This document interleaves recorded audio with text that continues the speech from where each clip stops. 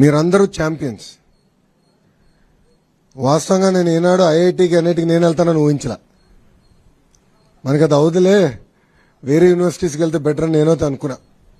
కానీ ఈరోజు మీరు కష్టపడి బాగా చదివి మీ వెనకాలన్న తల్లిదండ్రులు గర్వంగా నవ్వుతూ సాధించారు. అందుకే మిమ్మల్ని అందరినీ ఈరోజు ఛాంపియన్స్ అని పిలుస్తున్నా.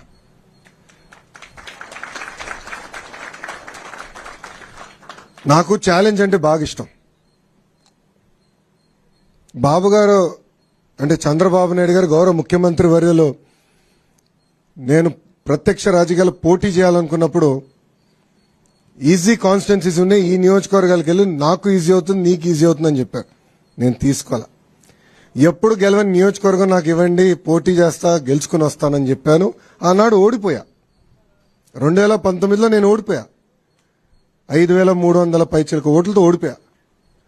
కానీ ఓడిపోయిన రోజు దగ్గర నుంచి మన ఎన్నికలయ్యే వరకు అంటే 5 సంవత్సరాలు అక్కడనే కష్టపడ్డా, అక్కడనే పోరాడా. ఒక ఛాలెంజ్ తీసుకుని ఎట్టి పరిస్థితుల్లో మళ్ళీ గెలవాలి అన్న లక్ష్యంతో పనిచేశా. నేను విద్యాశాఖ మంత్రి అవుతున్నానని న్యూస్లో వచ్చినప్పుడు ఎంతో మంది నాకు ఫోన్ చేశారు. ఎందుకు సార్ అంత కాంప్లికేటెడ్ శాఖ, ఐటీ ఇండస్ట్రీస్ ఎన్ని ఈజీగా ఉంటాయి, మీరు అదే తీసుకోండి, ఇది మీకు కష్టమైన పని అని చెప్పారు. కానీ నేను ఒప్పుకోలా. ప్రజల జీవితంలో ఒక మార్పు తీసుకురావాలి, కష్టపడాలి. మనలాంటి యువకులు కీలకమైన శాఖలో ఉండాలి. యువత ఎదుర్కొంటున్న సమస్యలు నేను నేరుగా తెలుసుకునే పాదయాత్రలో అందుకే కష్టమైన శాఖ నేను తీసుకుంటాను, ఒక ఛాలెంజ్గా తీసుకుంటానని ఆనాడు నిర్ణయించా. ఇది మీ అందరికి ఎందుకు చెప్తున్నానంటే జీవితంలో మనకు అనేక పరీక్షలు పెడతాడు దేవుడు, అన్ని రకాల పరీక్షలు పెడతాడు, కానీ జయించే శక్తి కూడా మనకిస్తాడు. కలిసికట్టుగా మనందరం పోరాడితే ఎవ్రీథింగ్ ఇస్ పాసిబుల్. ఈరోజు మన ప్రభుత్వం ఒక లక్ష్యంతో పనిచేస్తుంది. పేదరికం లేని ఆంధ్ర రాష్ట్రం. రాబోయే 5 సంవత్సరాలు 20 లక్షల మందికి ఉద్యోగాలు కల్పించాలనేది ఒక లక్ష్యంగా పెట్టుకున్నాం. నేను ఇతర రాష్ట్ర మంత్రులతో మాట్లాడా, అమెరికాలో ఉన్న లెఫ్టినెంట్ గవర్నర్స్తో మాట్లాడా. వాళ్ళందరూ ఆశ్చర్యపోతున్నారు, ఇన్ని ఉద్యోగాలు మీరు చేయగలుగుతారా అని, తీసుకురాగలుగుతారా అని. గతంలో తీసుకొచ్చాం, మేము చూపించాం. గతంలో 5 సంవత్సరాల్లో దాదాపు 7 లక్షల ఉద్యోగాలు తీసుకొచ్చాం.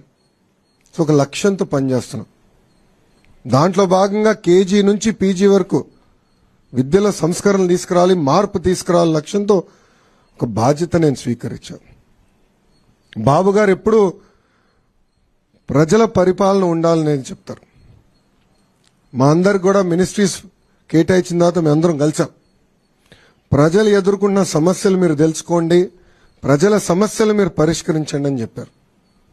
నా నంబర్ను ఎక్కడ సంపాదించావు నాకు తెలియదురా స్వామి. పెట్టాడు, ఆ రోజు బాధ కలిగింది. ఏదో దీనికి సొల్యూషన్ ఉండాలి, ఏం చేయాలని ఆలోచించాం. నాకు మెసేజ్ పెట్టినండి, నేను ఇమ్మీడియట్గా నా ఓఎస్డీ గారు చెప్పా, శశి సార్ని లేపాను, ఎటోగా సొల్యూషన్ ఎతకాలి. అప్పుడు నిధి గారు ఏకంగా జేఈతో డైరెక్ట్గా మాట్లాడి ఏం చేయాలి, పరిష్కారం మార్గం ఏంటని ఎత్తుకాను. 2-3 సార్లు మీతో మాట్లాడడం కూడా, ఏంటి వాట్ ఈస్ ద సొల్యూషన్ అని. సో మన అందరిలో ఆ శక్తి ఉంది. సో ఈ ప్రభుత్వంలో చాలా స్పష్టంగా ప్రజలకు కావాల్సిన ప్రభుత్వం, ప్రజలకి జవాబుదారీతనం ఉండాలి, అందుబాటులో ఉండాలి. ప్రజలు ఏ సమస్య ఏదో పరిష్కారం ఎత్తుకుతున్నారో అది అందించాల్సిన బాధ్యత మంత్రులపైన ఉంది.